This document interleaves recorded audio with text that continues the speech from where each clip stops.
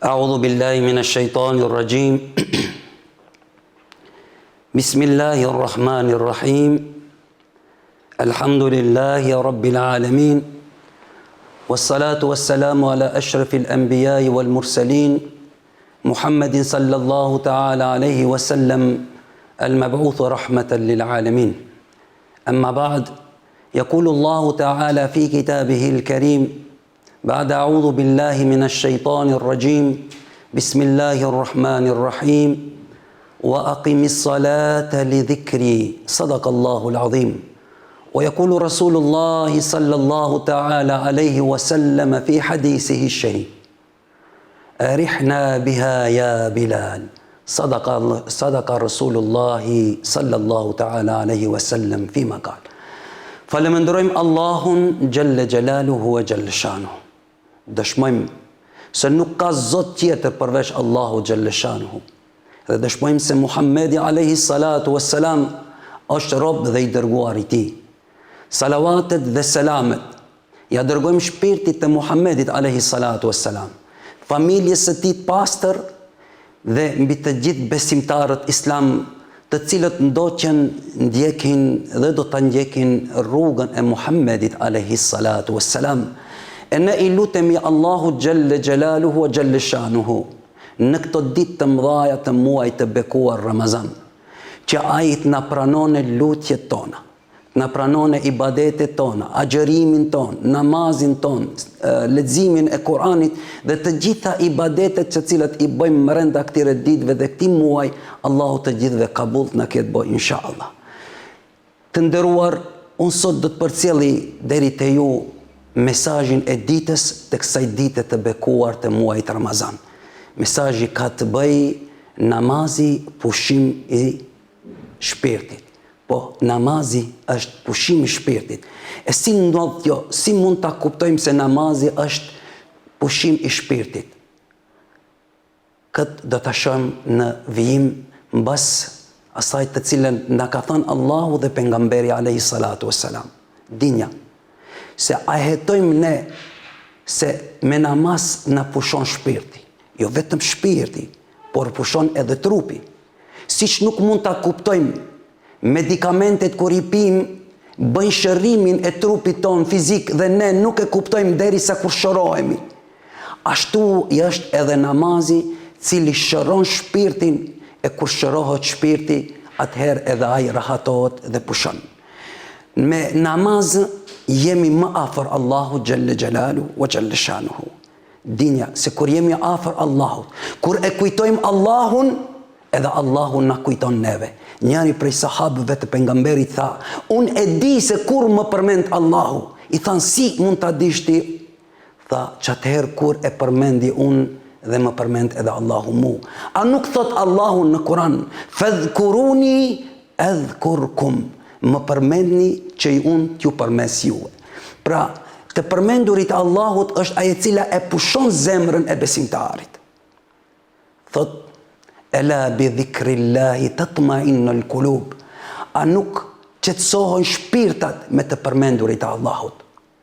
Mënyra më e mirë për ta përmend Allahun xhallal shanu, pra është namazi, pasi Allahu thot wa aqimi salata li dhikri, dhe falja namazin për të më përkujtuar mua. Paraprakisht, paraktiv në këtë ajet, po në këtë ajet Allahu xhallal shanu thot, përmenden ibadetet në përgjithësi. Inneni ana Allahu la ilaha illa ana fa'budni. Me të vërtet unë jam Allahu, nuk ka zot tjetër përveç meje. Më adhuroni mu. Më adhuroni mu. Kujdes, dhe tash thot, wa aqimi salate li dhikri. Ne e dim se namazi është adhurim, ibadet, por Allahu e ka veçuar këtu nga ibadetet tjera, thot se vetëm me namaz dhe fale namazin për të më përkujtuar mu. Po, namazi është ai cili të përkujton Allahu, mënyra më e mirë për ta përkujtuar Allahun xhallal shanu. Në namaz qetësohet shpirti. Në namaz pushon trupi.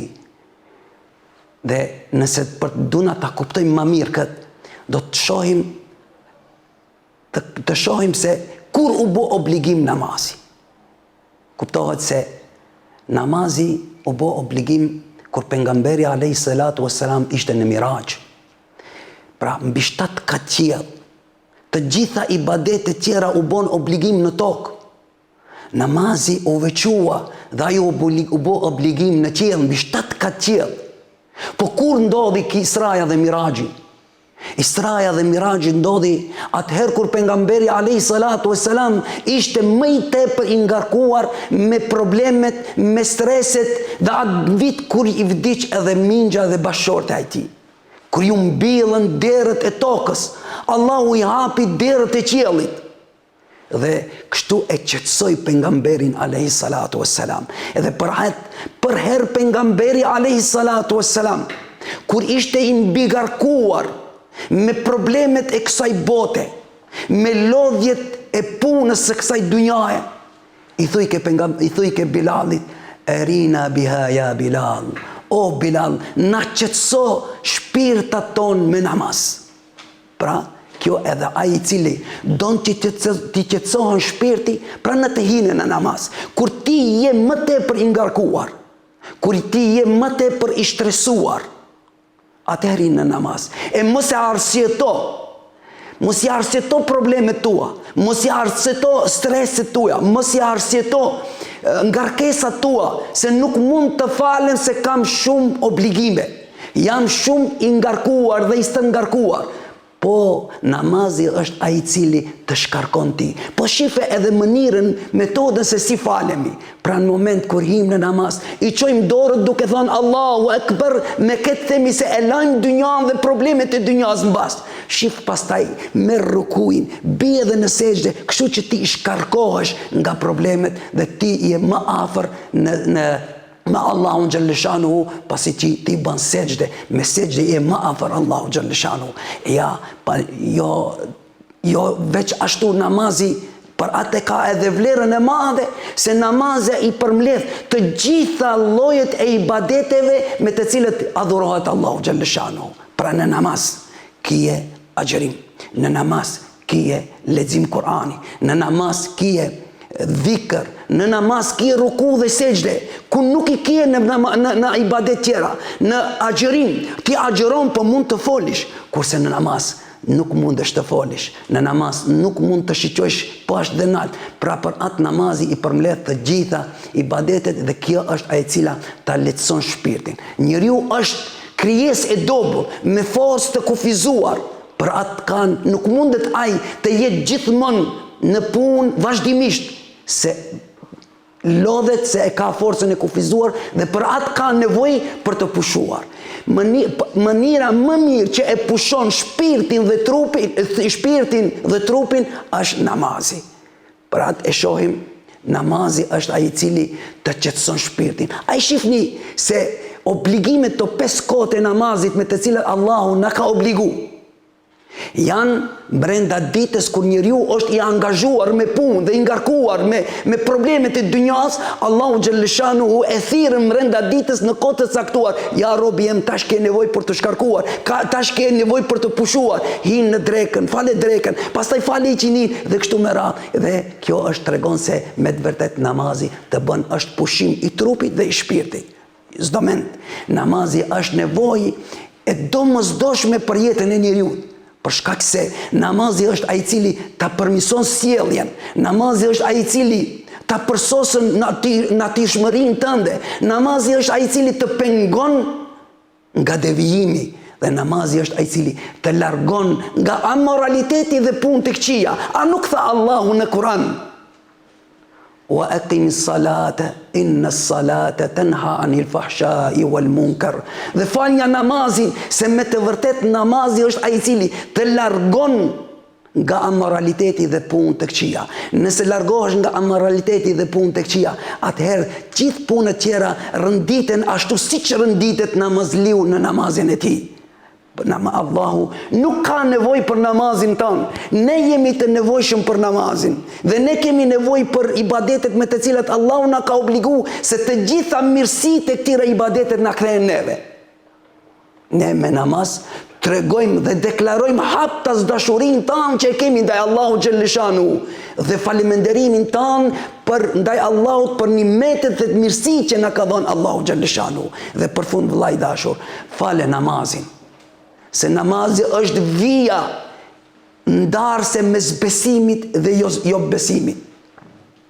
Fale namazin, se namazi nuk ka arsjetim për ta lënë derisa shpirti është në trup dhe mendja në krije. Fale namazin, se gjë e parë që do të pyetemi në ditën e Kiametit është namazi. Nuk mund ta shijojmë mirësitë e agjërimit, e zeqatit, e haxhit dhe ibadeteve tjera, mirësive tjera, pa më dhënë llogari për namazin. Fale namazin, se me namaz gjen rahatin këtë botë dhe gjen xhenetet e Allahut në botën tjetër. Allahu të gjithë dhe na bëf prej në xhenet live, na bëf prej atyre të cilët do të falim namazin dhe do t'i praktikojmë të gjitha urdhrat tjera të Allahut, ta kuptojmë se të gjitha janë në mirësinë tonë. Wa aqulu qawli hadha wastaghfirullahi li wa lakum walhamdulillahi rabbil alamin. Al-Fatiha.